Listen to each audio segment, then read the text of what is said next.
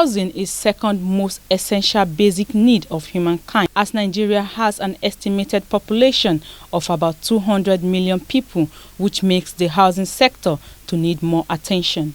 In order to make impact in this sector, the Nigeria Integrated Social Housing introduced mobile money and fintech solution for housing finance during its fourth Affordable Housing Finance and Innovation Summit and Expo at Abuja, with the theme Mobile Money, a Catalyst for Housing Finance. The convener Yemi Adelakun during the summit said the main interest is to impact on the society, especially the low-income earner, so as to make it possible for them to get their own home. The main interest is to impact on the society.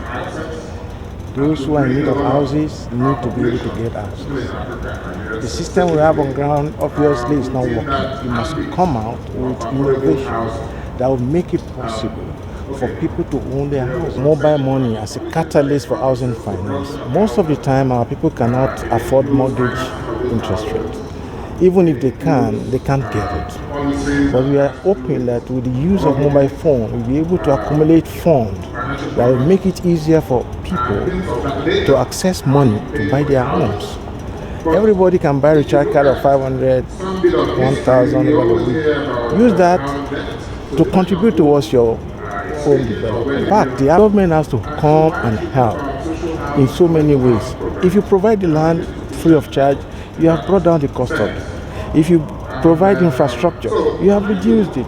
If you provide water, power, you see, for every house you build, the cost of house is about 30%. So if you remove 30% on the price of house today, 30% for land from cost of house, you have actually made it affordable. And it's not going to be free at the end of the day. At the end of the day, they will be paying tenement rates.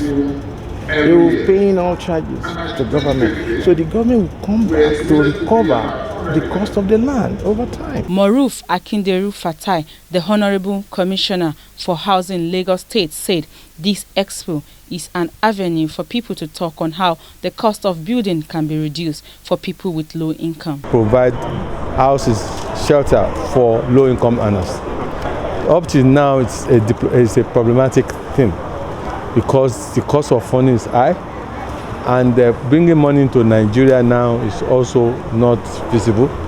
So we have to find a place like this to talk on affordability, on cost of building, how to reduce costs, and how do we get and also how do we acquire new technology, encouraging people with new technology to come forward so that we can be able to provide shelter for our teeming populace.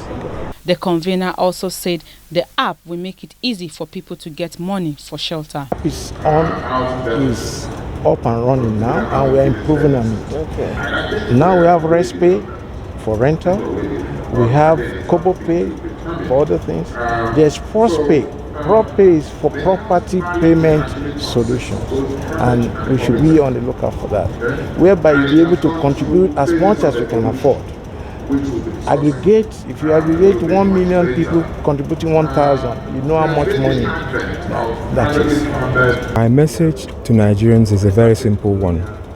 Virtually everyone has a mobile phone, and we can use that technology of the mobile phone to allow people to contribute and save in small numbers towards owning their homes.